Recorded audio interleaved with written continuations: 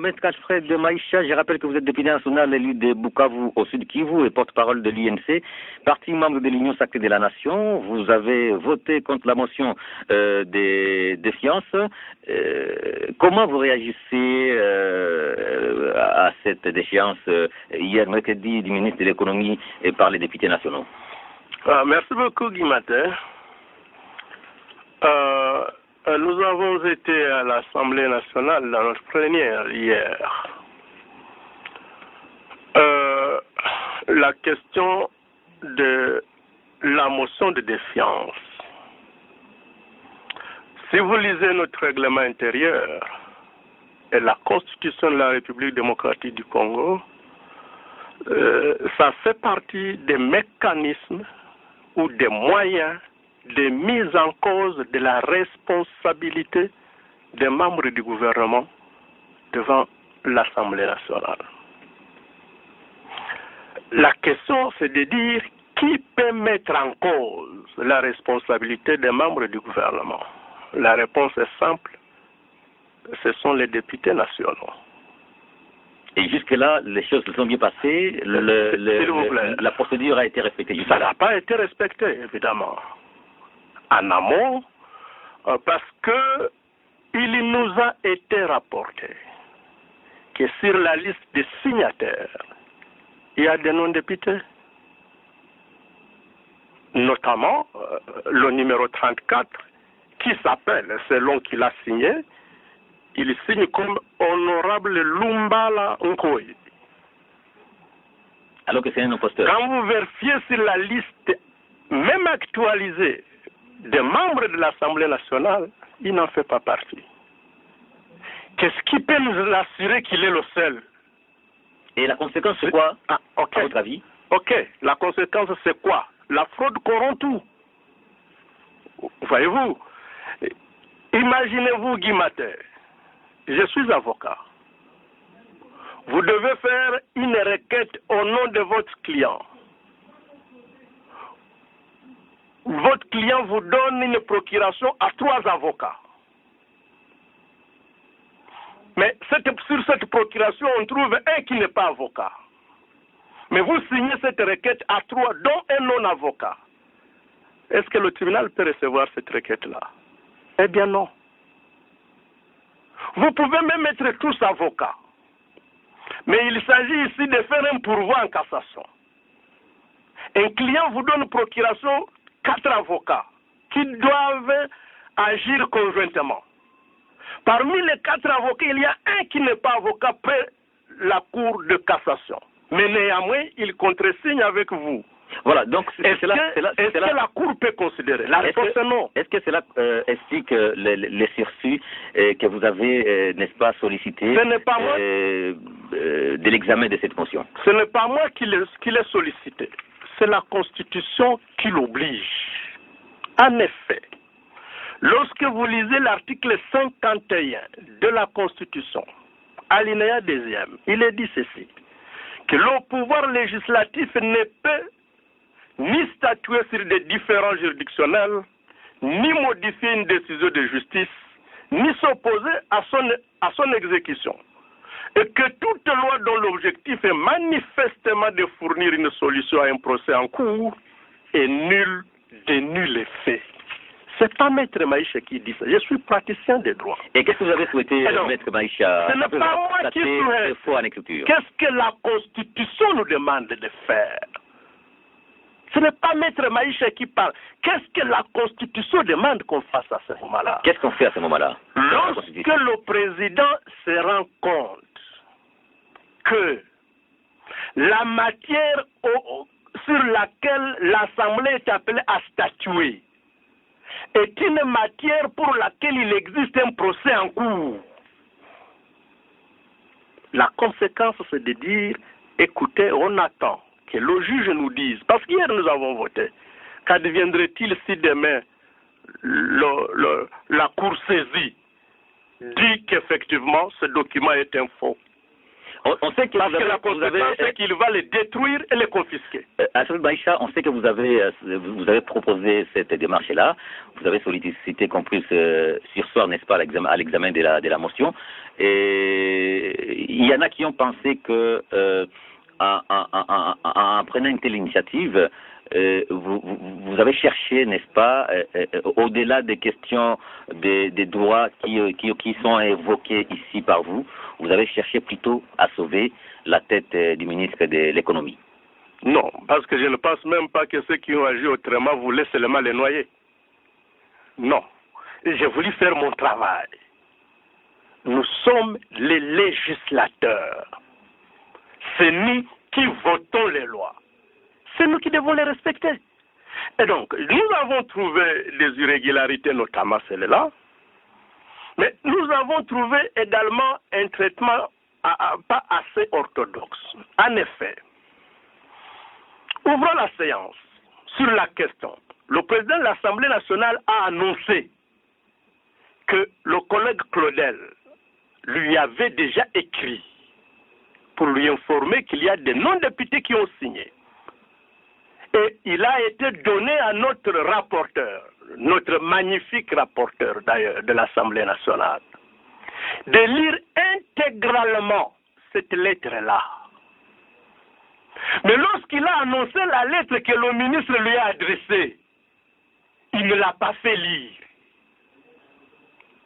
Et il ne l'a pas distribué non plus. Et comment vous aux élus du peuple.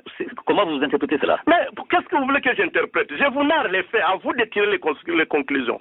Il n'a pas non plus distribué la plainte qui était annexée, alors que le règlement d'ordre intérieur nous dit que toute pièce sur laquelle doit porter un débat devant l'Assemblée nationale doit se trouver entre les mains de 500 députés. Et donc aussi, s'il faut... Et il n'y a pas que ça. S'il faut s'en tenir à ce que vous venez de dire, honorable Alfred Maïcha, donc pour vous, la procédure n'a pas été régulière. Absolument. Mais j'en arrive encore, ce n'est même pas terminé. Votre collègue qui a annoncé venait de parler d'un vote sans débat. Où est-ce que vous avez vu ça? Ça, c'est la violation du droit de la défense. En effet, lorsque une personne est mise en cause, vous devez l'entendre dans tous ses moyens de défense. Oui, le porte-parole des motionnaires a lu la motion. Oui, le ministre y a répondu. Mais le règlement intérieur ne dit pas qu'on doit s'arrêter là-bas. On doit ouvrir les débats. Parce que quand on ouvre les débats, certainement qu'il y a des élus du peuple qui avaient des moyens complémentaires à adresser aux collègues pour faire comprendre, notamment certaines illégalités flagrantes. Ils n'ont pas eu les moyens de le faire à la faveur du ministre concerné. Évidemment, il y en a d'autres qui auraient pu l'accuser sur place. En plus, donc, ayant passé outre les débats, on a violé les droits de la défense. Et puis, je vais vous faire rigoler, Guy Matin. Maître Maïcha qui vous parle, député national, j'étais un des co-scrutateurs. Donc, c'est nous qui avons organisé ces élections-là. Chaque député allait voter, on coche son nom. Au retour, il met son bulletin dans l'urne. Quand nous avons fini, nous devrions compter les nombres des noms des députés qui ont effectivement pris part au vote. Le président a refusé. Alors, il nous a seulement conduit à l'urne pour compter les nombres de bulletins présents dans l'urne. Quand j'ai demandé qu'on doit confronter le chiffre qu'on trouve ici au nombre de députés cochés qui ont effectivement pris part au vote, le président a refusé. Alors, qu'est-ce que ça signifie? Alfred Maïcha, c'est quoi les dessous des cartes? Donc, comment expliquer que les députés puissent agir en violant les procédures qu'ils sont censés connaître? C'est quoi, selon vous, les dessous des cartes? Non, je ne suis pas juge des intentions des gens. Je respecte tous mes collègues, toutes tendances confondues, surtout les membres du bureau de l'Assemblée nationale. Je ne veux pas entrer savoir dessus de cartes. Je ne suis pas venu pour ça. Mais je constate, je relève que la procédure n'a pas été respectée parce qu'en effet, en refusant de confronter le nombre de lits cochés sur la liste au nombre de bulletins que nous avons trouvés dans l'urne, qu'est-ce qui nous rassure qu'il n'y en a pas eu qui ont voté 2-3 fois? Parce qu'en effet, Guimaté, en dépouillant, nous avons trouvé des lots de 4 ou 5 bulletins qui sont enfermés ensemble comme ça. Et donc, cela veut dire que vous... En un seul prix. Alors, quelle est la magie qui fait que j'ai même mon bulletin dedans, mais ça sont remplis en lot de 4-5 à la fois? Et donc, cela veut dire que... qui votent de la même manière. Cela veut dire que vous soupçonnez des tentatives de fraude? Bon, je ne dis pas que je les soupçonne. Est-ce que ça ne se constate pas? Voilà, alors, s'il faut revenir au vote qui a été fait hier, 277 députés ont voté pour la motion de défiance. La plupart de ces députés sont tous membres de l'Union sacrée de la Nation qui ont sanctionné un ministre membre de l'Union sacrée de la Nation. Alfred Maïcha, peut-on dire qu'à travers cette défiance du ministre de l'économie, les députés membres de l'Union sacrée de la Nation viennent de remettre en question toute la politique économique du gouvernement Sama Lukonde? Non, je ne peux pas le dire ainsi. Ah oui, toute la politique économique du gouvernement, oui, en effet. Et c'est là que si jamais on devait aller au fond, j'allais dire, mais écoutez, vous poursuivez celui qu'il ne faut même pas poursuivre. Parce que dans la structure du prix, le ministre ne viendra pas, il prend un arrêté, il dit vendez 1 litre de carburant à $1. Non. Il doit se concerter avec les autres membres du gouvernement concernés. Il y a arrêté de tels produits que nous ne produisons pas. Nous devons les trouver chez les voisins. Ailleurs, on dit sur quoi? On joue sur la fiscalité. Est-ce que le ministre de l'économie, c'est lui qui peut diminuer le taux de la douane, le taux de la TVA, le taux des autres taxes et consorts de la DGRAD? Non. Donc, en effet, pour moi, si on devait être correct, c'est le Premier ministre qui devrait être invité pour nous expliquer: Monsieur le Premier ministre, nous sommes en période de crise. Quelles sont les mesures incitatives que vous avez prises pour permettre à ce que les produits de première nécessité ne galopent pas les prix? Ça, c'est une question pertinente et pour moi, ça mérite d'être posé plutôt au Premier ministre que au ministre de l'économie. Mais s'il y a, en tout cas, des co-sociétaires de l'Union sacrée qui veulent se régler des comptes entre eux en termes de leadership à gauche, à droite, ça, Maître Maïcha, ça ne me concerne pas. S'il faut prendre la dimension politique de cette déchéance, vous êtes membre de l'UNC, parti politique membre de l'Union sacrée, vous vous opposez à la démarche de votre collègue membre de l'UNC parce qu'en fait, l'auteur de cette motion est aussi cadre de l'UNC. Vous vous opposez à la démarche de votre collègue. Cela reflète quoi, Alfred Maïcha? Est-ce que ça reflète une certaine divergence de vue au sein de votre parti politique INC, ou alors c'est plutôt une certaine crise au sein de l'Union sacrée de la Nation? Je ne pense pas. Parce que ni mon collègue Mbindoulé, ni moi-même, personne n'a agi au nom du parti. Nous avons tous et chacun agi comme députés nationaux selon les convictions qui sont les nôtres. Sauf en ce qui me concerne, qu'avant et après, je suis resté en contact permanent avec le président national, quoi qu'il était au soin, avec le secrétaire général du parti et l'ensemble des collègues députés nationaux de l'UNC. Nous n'avons pas trouvé, en tout cas, une orientation quelconque venant de la hiérarchie de notre parti qui nous invite à pouvoir soutenir la motion. Et donc l'honorable Mbindoulé est passé outre la position de l'UNC. Je ne vous ai pas dit que l'UNC a pris une position là-dessus. Mais dans tous les cas, les contacts que j'ai eus avec la hiérarchie du parti, il n'y a personne de chef de mon parti qui m'ont dit qu'il y avait une consigne de soutenir la motion. Parce qu'en effet, lorsque vous avez investi, ça signifie que vous avez donné la confiance. Pour sortir la confiance, la procédure doit être comme elle a été au début. Certes, au préalable. Naturellement. Merci, Eliezer Tamboué, député national élu de Lukunga dans la ville de Kinshasa. Vous avez été élu sur la liste AMK et vous êtes membre de la plateforme Ensemble pour le changement, membre de l'Union sacrée de la Nation. Vous avez voté pour la motion de déchéance.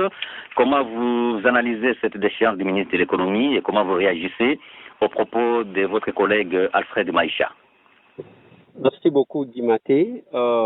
Merci aussi au professeur. Merci à mon collègue Alfred Maïcha, avocat de son État. Mais je suis quand même perdu ce soir à entendre ce qui sort d'un estimé collègue que je connais l'essence de son objectivité. Il est perdu, il va dans tous les sens. D'abord, un correctif à porter. L'initiateur de la motion n'est pas Mbindoulé tel qu'on dit. Mbindoulé est l'un des initiateurs de la motion. C'était une démarche commune dont la lettre de transmission lui a été confiée pour la signature. C'est une précision de taille qu'il faut donner à ce sujet. Il a dit que et cela a été même confirmé par l'honorable, vient d'être confirmé par l'honorable Alfred Maïcha, que vous avez violé la procédure. Elle n'a pas été régulière. Bon, c'est là que je vais arriver parce que je pense que je vais bénéficier du même timing que mon collègue Maïcha. D'abord, le collègue a reconnu que c'est les mécanismes de mise en cause d'un membre du gouvernement que nous avons enclenché, bien sûr, parce que ce mécanisme a été précédé par d'autres mécanismes de contrôle, dont les questions orales avec débat, et que le ministre dont les collègues deviennent défenseurs aujourd'hui n'a pas pu répondre à ces invitations-là. Les collègues, je comprends qu'il n'a même pas lu la motion. Il fait la confusion parlant du numéro de celui qu'il prétend faire passer comme le nom de Pité. C'est au numéro 39 et non au numéro 34. C'est une précision qu'il faut aussi donner parce que je comprends qu'il n'a pas les documents. Il dit ce qui lui passe par la tête peut-être. Et de deux, les collègues doivent avouer et doivent dire clairement comment que les collègues qui a signé, il est membre de l'AFDC il a été envoyé sciemment, signé pour salir la démarche. Les collègues, à un nom, il est connu, c'est un député qui a signé sous un faux nom, par raison d'honnêteté et de sincérité. Les collègues Maïcha qui connaissent bien cette situation devraient le dire sans vouloir faire semblant de ne pas être au courant de ce qui s'est passé en réalité. Et il l'est fait. De trois, je dois aussi comprendre que les collègues aient perdu, confondent le droit parlementaire au droit pénal. Ça, c'est ce qu'il dit. Même si vous prenez les références dont il venait de prendre, l'article 151 de la Constitution, alinéa 2, dit quoi? Dit que quand on soupçonne que la matière qui aurait une action en justice, les parlements doivent se soir. Et quel est le travail que fera la justice pour la vérification? Qui a compétence de saisir, parce qu'il s'agit d'un avocat qui parle, qui a compétence de saisir le Parlement pour lui signifier que l'action sur laquelle vous voulez tabler est en justice. Qui a compétence? Est-ce que c'est notre collègue Claudel Loubaya qui a compétence? Claudel Loubaya n'est pas signateur de la motion de défiance. Comment a-t-il su que dans la motion, il y avait un nom de Pité qui a signé, si ce n'est pas peut-être une complicité quelque part? Alors, il fallait que les collègues Maïcha, qui est avocat de son État, puissent nous dire qui a qualité de certifier l'existence d'une action en justice auprès de l'Assemblée nationale. C'est ce qu'il n'a pas dit. Il nous a laissé il nous a laissé sur notre soif. Alors, je pense que les collègues, tel qu'il est là, ce qui s'est passé ici, si nous devons parler, il parle même des droits de la défense. Je comprends que les collègues aient perdu. Voilà ce que dit le règlement intérieur. Le règlement d'ordre intérieur de notre Assemblée dit ceci. En cas de ces mécanismes de mise en cause, on lit la motion. Après la lecture de la motion, la concernée vient défendre. C'est ça ce qu'on appelle droit de la défense, que notre collègue est en train de semer la confusion. Il vient présenter sa défense, ce qui a été fait. Là, honorable Alizé Tamboué, cela a été fait hier. Ça a été fait hier. Et juste après, voilà ce que l'article dit. Il doit vous lire l'article de notre règlement intérieur. On ne doit pas encore engager un débat, on passe directement au vote. C'est ce que dit le règlement intérieur. Je pense que... Oui. Alizé Tamboué, Alors, est-ce qu'on peut évoluer, hein? On revient maintenant sur l'acte que vous avez posé, la destitution du ministre de l'économie. Il y a des gens qui pensent qu'en sanctionnant quelqu'un qui luttait pour ce qu'il a appelé les justes prix, vous, député qui l'avez sanctionné, vous faites les jeux des opérateurs économiques qui prennent en otage l'économie de ces pays depuis plusieurs années. Oui, Guy Maté, je vais arriver à cette question-là, mais je voulais quand même terminer par dire que les collègues doivent mettre dans sa tête l'idée de Montesquieu en rapport avec la séparation des pouvoirs. Parce que là, il veut soumettre et il veut subordonner le Parlement au pouvoir judiciaire. Alors, voilà, il faut aller maintenant au-delà de toutes ces considérations judiciaires. Est-ce qu'à travers votre action, honorable Tamboué, vous faites les jeux des opérateurs économiques non, mais pas du tout. Pas du tout. Ça, c'est le langage qui vient dans les laboratoires de mon collègue Maïssa. Je vais vous démontrer. Le chef de l'État, c'est lui qui est d'abord le détenteur de la vision. Il a dit lui-même qu'il ferait des Congolais des millionnaires. En promettant de faire des Congolais des millionnaires, il faut la mise en place d'une politique économique stable permettant que les Congolais puissent devenir des millionnaires. Depuis que le ministre Jean-Marie Kalumba qui est là, quelle est l'action qu'il a menée dans ce sens-là? Quand il parle de juste prix, c'est-à-dire quoi? Aujourd'hui, le collègue Maïcha qui parle peut atterrir à Bukavu aujourd'hui, dire aux gens que tout va bien et les prix avec tout ce qui a conflammé des prix. Il risque d'être lapidé. Comme vous savez, Jean-Marie Kalumba n'a répondu ni aux attentes de la population congolaise, ni aux attentes du chef de l'État. Il vous brandit cette histoire de billets d'avion. Aujourd'hui, combien d'avions qui volent encore en République démocratique du Congo? Alors, quand il vous dit que non, nous travaillons pour les expatriés, entre lui et nous qui travaillons pour les expatriés, et Guy Maté, essayez de vérifier quels Congolais depuis que nous avons amorcé la démarche et l'action. Est-ce que vous avez entendu même un seul opérateur économique congolais qui l'a soutenu? Personne. Bien au contraire, toutes les déclarations, c'est pour soutenir les actions des honorables députés. Et aujourd'hui, tout ce qu'il y a comme supermarché, tous les supermarchés des Congolais que vous avez connus, Guy Maté, comme l'alimentation Jugive, Pelousor, tout ce que c'est tombé. Ce sont les expatriés qui sont en train de monter en puissance. C'est là que nous avons même appris qu'il aurait des pourcentages et qu'il aurait devenu même des actionnaires de quelques supermarchés. Donc c'est pour vous dire que ce n'est pas les slogans. Qui serait devenu le ministre de l'économie, Jean-Marie Kalumba. Alors, si vous voyez, même des accusations gratuites, n'est-ce pas? Non, ce ne sont pas les accusations. J'ai utilisé les conditionnels que nous aurions appris, bien sûr. Alors, ça lui-même d'infirmer ou d'affirmer. Est-ce qu'on peut évoluer, hein? Prenons la dimension politique, une autre dimension politique de cette question. Vous reprochez au ministre de l'économie notamment la hausse des prix sur les marchés, mais aussi l'exportation des millions de dollars vers la Namibie pour l'achat des poissons chinchards au lieu d'organiser, selon vous, la pêche au niveau national. Et que répondez-vous à ceux qui soutiennent que le ministre n'est qu'un bouc émissaire? Il fallait les sacrifier pour ne pas exposer le Premier ministre avec lui tous les gouvernements, parce que comme l'a relevé ici l'honorable Alfred Maïcha, les décisions se prennent de façon concertée au sein du Conseil des ministres. Ce n'est pas une seule personne en principe qui devait payer, c'est plutôt toute l'équipe gouvernementale.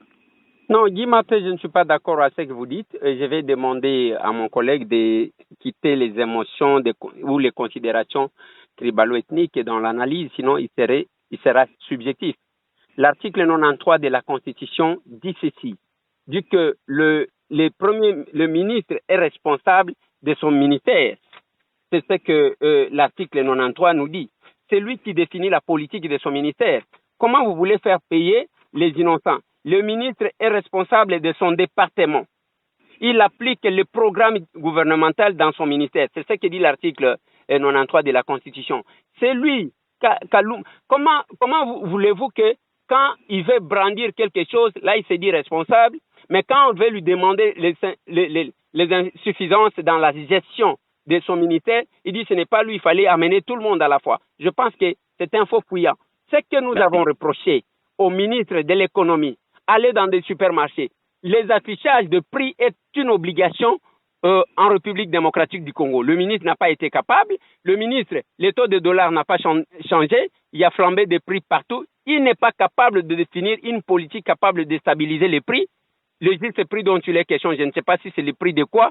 Nous avons reproché cette histoire des chinchards que vous avez appris. Comment voulez-vous un pays sérieux comme le Congo? Le ministre lui-même en réponse, vous avez entendu ce qu'il a dit. Non, c'est les mêmes opérateurs économiques qui vendent les poissons ici, qui ont des bateaux en Namibie, qui ont tout et tout. Mais vous saviez ça, comment voudriez-vous induire le gouvernement en erreur? Lui-même là était devenu ministre de paix, lui-même est devenu ministre des commerces extérieurs. Il voulait même devenir ministre des Finances parce qu'il nous a promis de récolter 150 millions de dollars et qu'on devrait oublier les 6 millions de dollars qu'il a gaspillés. Merci Eliezer. Professeur Jeff Omoudimbi, vous êtes professeur à la faculté des sciences sociales, département des sciences politiques et administratives de l'université de Lubumbashi. Quelle lecture vous faites de la décision des députés nationaux portant destitution du ministre de l'économie nationale? Bien, merci beaucoup M. Guimaté. Je voudrais vraiment saluer la profondeur des analyses de M. Alfred Maïcha et Élisée Ntambwe. Mais accepter que je puisse déplacer un peu l'accent par rapport aux considérations qu'ils ont développées. À les entendre parler, ils se sont beaucoup plus apaisantis sur l'aspect juridique, l'aspect procédural, mais je voudrais vraiment aborder la question rien que sur le plan vraiment politique. Alors, je vais m'attaquer aux causes ou aux raisons qui ont milité en faveur de la destitution du ministre, parmi lesquelles la distribution des billets verts en public, il y a la hausse des prix et l'exportation des billets vers la Namibie, alors qu'il fallait appliquer la politique locale en matière de poissons. M. Guimaté, je voudrais que nous puissions nous rappeler. Et là, à Kinshasa, vous êtes beaucoup plus mieux placé pour m'éclairer encore davantage. En effet, vers le mois de novembre ou le mois de décembre, il a été dit ouvertement que le gouvernement va s'employer pour importer du poisson de la Namibie, de sorte que pendant les festivités, que le prix de ces poissons de chinchards particulièrement puisse diminuer pour permettre même à ceux qui ont des bourses moindres de pouvoir un peu correctement fêter. Ça, c'était une politique du gouvernement et je pense que les députés n'ont pas trouvé en cette disposition-là ou en cette pratique quelque chose qui n'allait pas. Mais aujourd'hui, je suis en train de me poser la question, pourquoi est-ce que les députés peuvent facilement dire que non, le ministre n'arrive pas à avoir une politique en matière de baisse de prix, etc., etc. Je vais vous donner un cas illustratif. Prenons le lac Tanganyika, nous sommes à Kalemi. Dans ce lac-là, nous n'avons aucun bateau de pêche. Et parmi les poissons qui sont à la bourse de presque la majorité de la population à Kalemi, ce sont les poissons qu'on appelle Mikebuka. Il y a aussi d'autres poissons de qualité, notamment les Koué et les Kasangala. Ces poissons ne sont pas à la bourse des habitants de Tanganyika ou encore de Kalemi, mais ces poissons sont plus vendus aux gens de la MONUSCO et aux voyageurs. Pourquoi est-ce que de tout ce temps, le gouvernement congolais n'a jamais pensé à acquérir un bateau de pêche pour permettre à ce que les poissons en RDC soient à la bourse de tout le monde? Et donc, professeur Moudimbi, vous rejoignez les députés qui ont reproché au ministre d'avoir amené des millions de dollars en Namibie pour acheter les poissons au lieu de les investir ici dans nos lacs pour pêcher nos propres poissons. Mais en son temps, je dis bien en son temps, avant les festivités, tout le monde avait acclamé. Alors si tout le monde avait acclamé, y compris les députés qui avaient acclamé, alors à ce moment-là, pourquoi ils veulent s'en prendre au ministre de l'économie. Parce que ça faisait partie de la politique du gouvernement. Ok. Et vous allez vous en rendre compte que la plupart des supermarchés que nous avons ici, les poissons produits localement coûtent généralement très cher par rapport aux poissons importés. Vous savez pourquoi est-ce que nous assistons à une telle situation? C'est tout simplement parce que, comme en économie on le dit, trop d'impôts tue l'impôt. Réalisez-vous, aujourd'hui en RDC, nous n'avons plus encore d'entreprise de production du lait Cobel. Parce que si on produit le lait Cobel ici en RDC, ce lait coûterait très cher. Et ça, c'est le travail, ça, c'est le travail du gouvernement, n'est-ce pas? C'est lui d'assainir le climat des affaires. Oui, est-ce que vous pouvez me permettre un peu de terminer mon idée? Aujourd'hui, on préfère encore aller importer le lait Cobel en Angola et venir le vendre en RDC. À ce moment-là, le lait coûte moins cher. Donc, le gouvernement doit quand même se poser la question sur les taxes. Effectivement, ce sont les taxes qui expliquent que vraiment, à un moment donné, les prix puissent connaître un peu une certaine ascension. Regardez, on parlait de la hausse du prix des braises. Bon, c'est là que je n'ai pas vraiment, même aussi des conseils de manioc. Je me suis dit que bon, le ministre, je ne sais pas, peut-être qu'il était émotionné, il a manqué d'arguments pour commencer à évoquer le cas de la guerre en Ukraine. Mais vous savez que nous sommes pendant la période des pluies et toutes nos routes sont presque détériorées. Et quand les routes sont détériorées, mais on n'y a pas la facilité de ramener le conseil de manioc des villages, lieux de production vers la ville, y compris aussi pour les braises.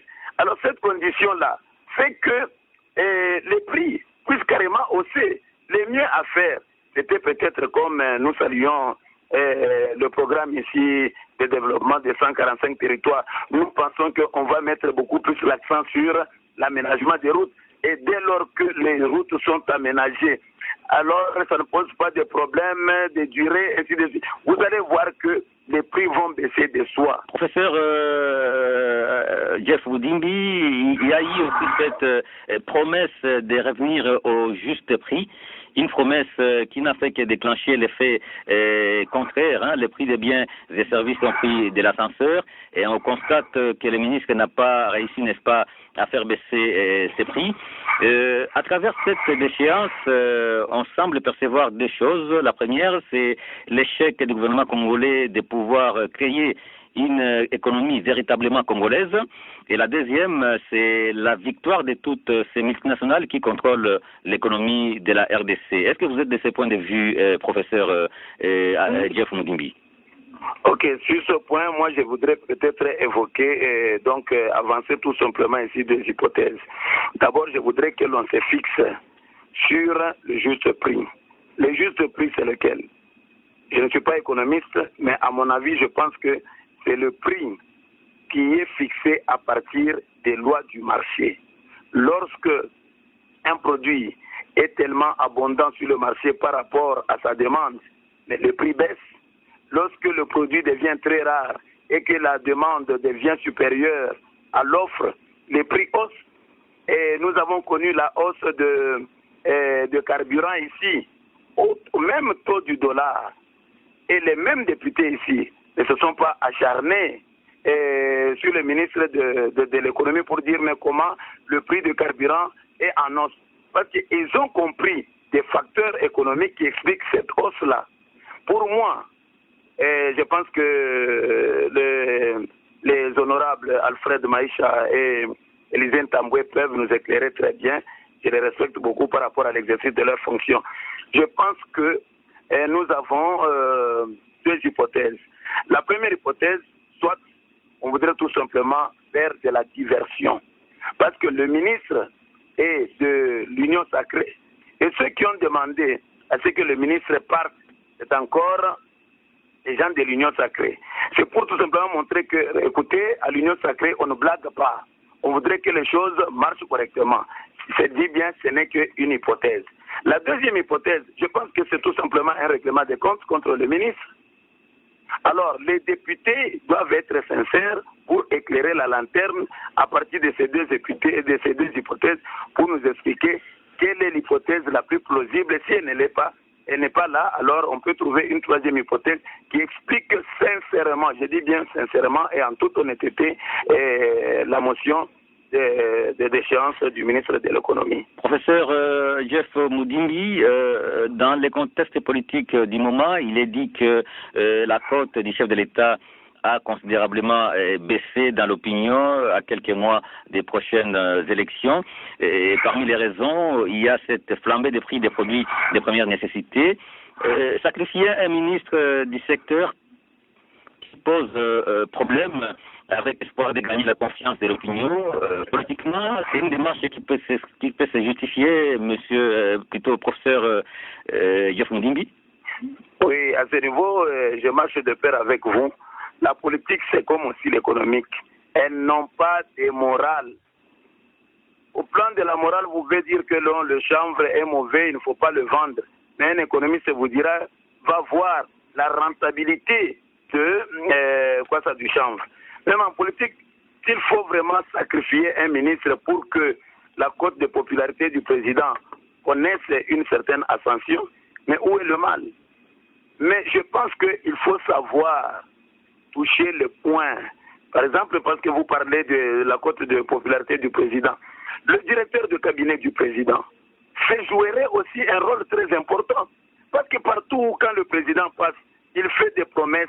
Mais il faudrait que le directeur de cabinet rappelle au président de la République que voilà, Excellence, à ce niveau, vous avez promis ceci. Cette promesse tarde à venir.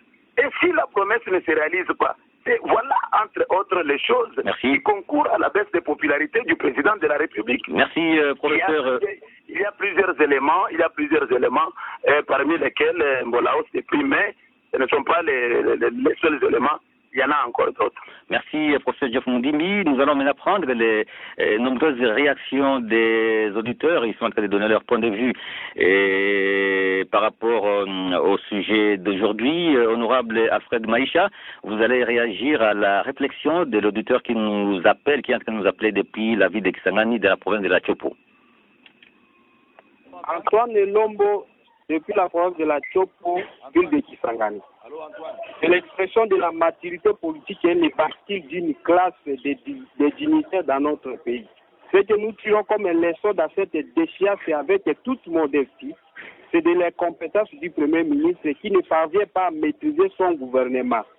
Nous ne sortons pas les sanctions administratives de la part du chef du gouvernement pour appeler à l'ordre avant des éventuelles motions qui sont des sanctions politiques. Tous les griefs concourant à la déchéance du ministre de l'économie sont les mêmes à extrapoler sur tous les gouvernements.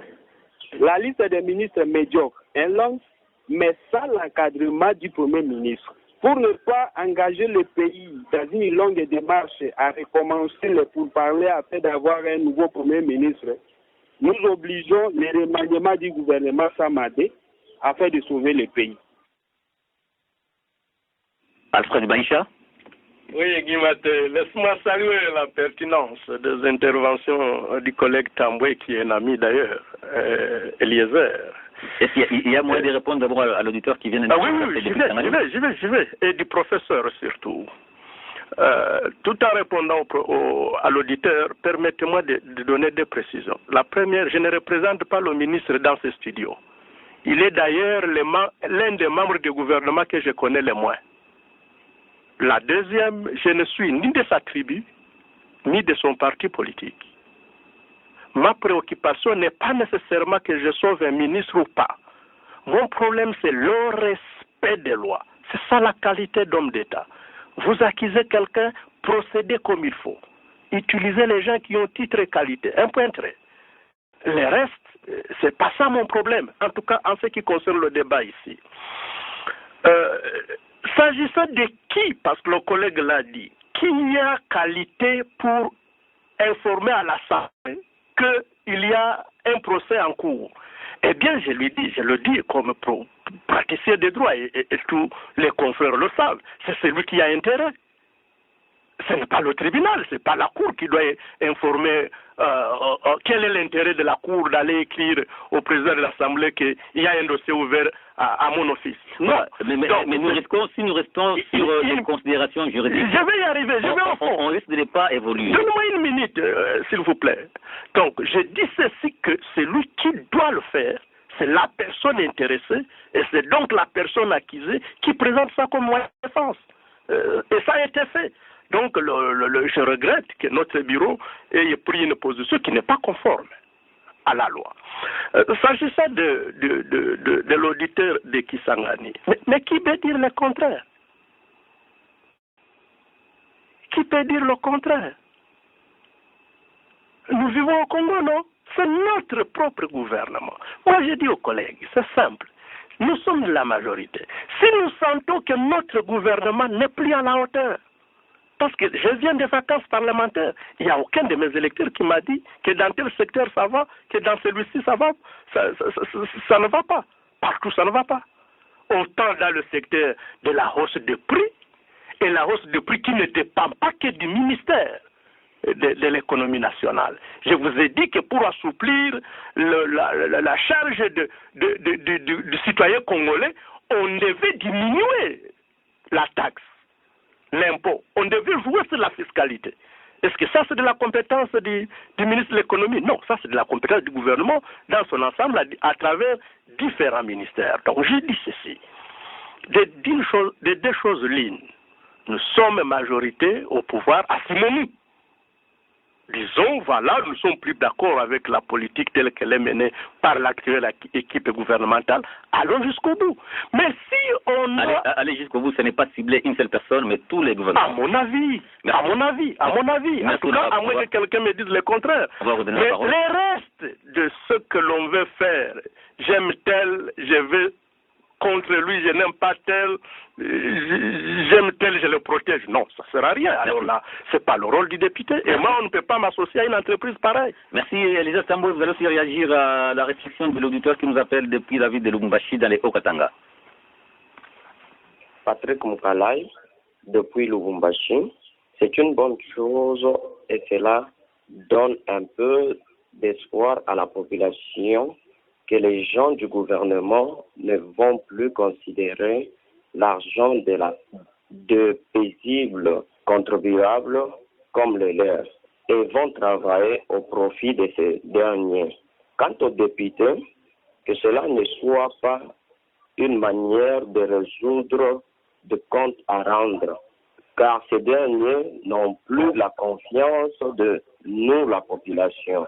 C'est bien beau de déchoir un ministre, est-ce le cas pour le reste, car ils n'ont pas de main propre aussi, pour dire que ces députés, de fois, les font pour résoudre leurs conflits.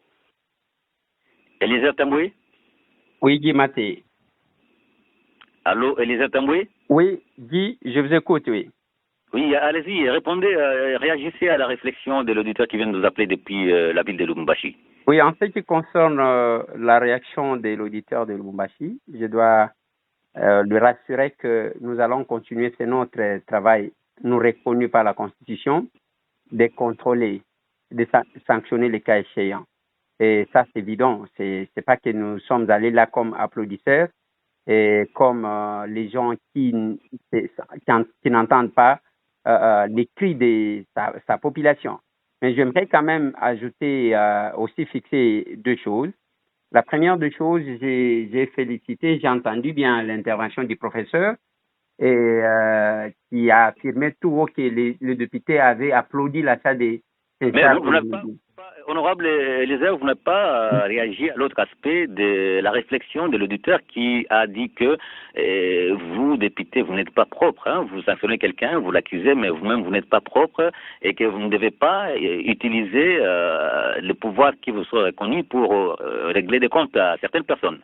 Non, la propriété d'abord par rapport à ce qu'il a dit. Je n'ai pas voulu répondre ça parce que j'ai trouvé un peu flou cette réflexion, parce que quand il dit que nous ne sommes pas propres, si un député, que ce soit moi qui vous parle, que ce soit les collègues Maïcha ou encore un autre collègue, s'il dit qu'il a le message, donc c'est pour les affaires purement privées, parce que le député ne gère pas, le député n'a pas l'argent en main, je ne sais pas, c'est une question de moralité ou quoi? Je n'ai pas compris cette question-là. Mais s'il a un problème personnel ou privé, c'est à l'intéresser la personne avec qui il a un contentieux de saisir les instances judiciaires.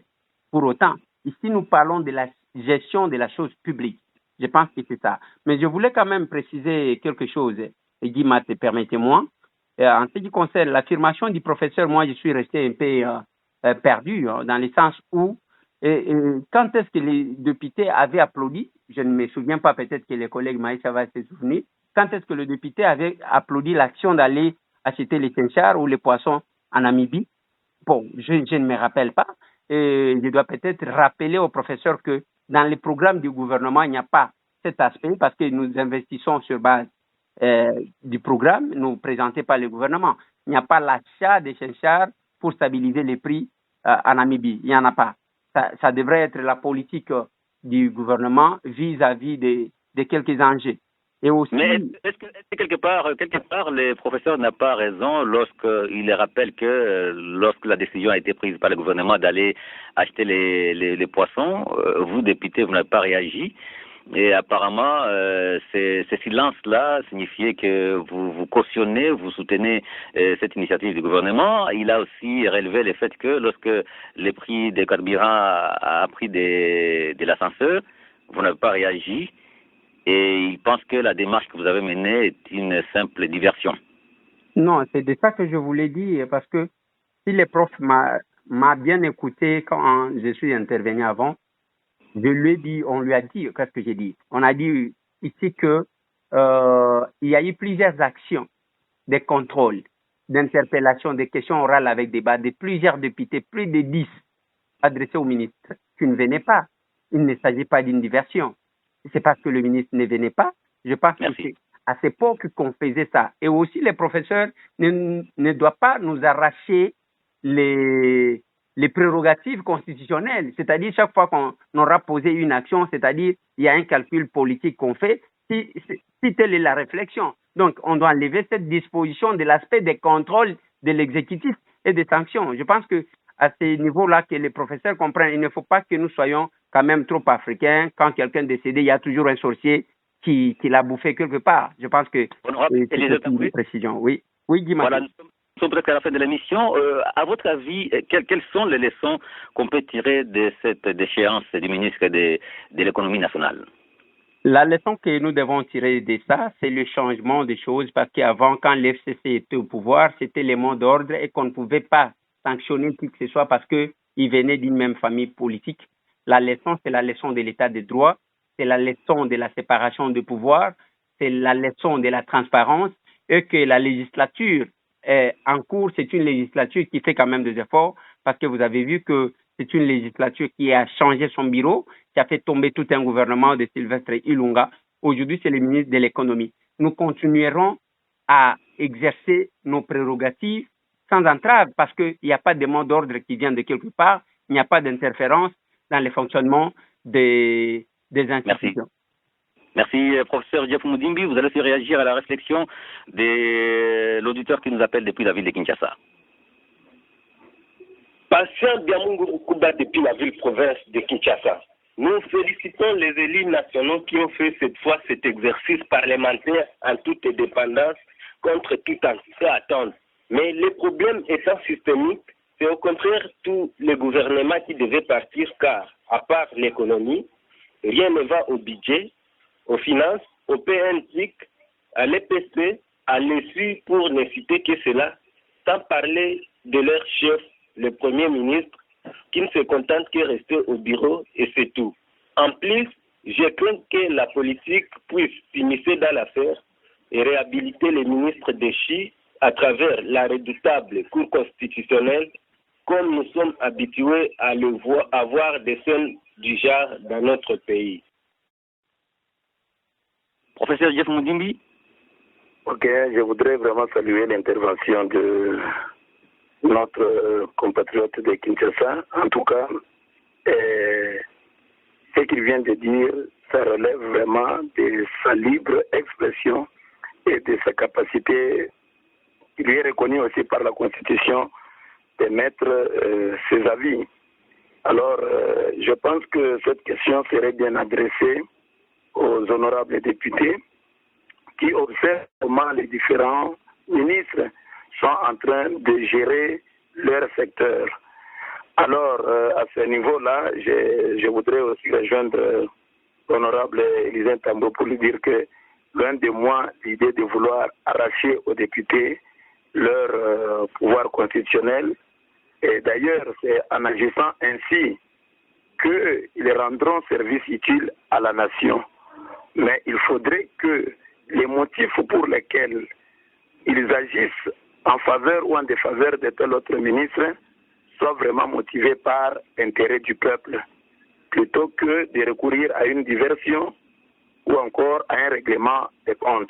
Et à votre avis, Voilà, donc, professeur Diop, oui, à votre avis, c'est quoi les leçons qu'on peut tirer de cette déchéance du ministre de l'économie? Bon, en tout cas, jusque-là, moi, je n'ai pas de leçons à tirer, mais j'ai seulement des hypothèses à émettre. Parce que je voudrais bien comprendre pourquoi est-ce que le ministre a été démis de ses fonctions. Parce que les faits qui lui ont été reprochés ici, il y a des faits qui ne relèvent pas seulement de lui-même. Par exemple, la hausse de prix des cocettes de manioc, la hausse de prix des braises. Mais le ministre des Infrastructures devait aussi être interpellé. Quand les routes ne sont pas bonnes, rassurez-vous que les prix des braises, ça va hausser. Merci, ce n'est pas l'affaire du ministre de l'économie. Voilà, on a compris. S'ils sont sincères, ils n'ont qu'à remonter avec la filière pour élaguer tous ceux-là qui ne manifestent pas suffisamment de compétences dans l'exercice de leurs fonctions. Oui, professeur Jeff Moudimbi, nous sommes à la fin de l'émission. C'est quoi votre conclusion? Bon, ma conclusion, c'est qu'il faut reconnaître le gouvernement que nous avons, c'est un gouvernement de coalition.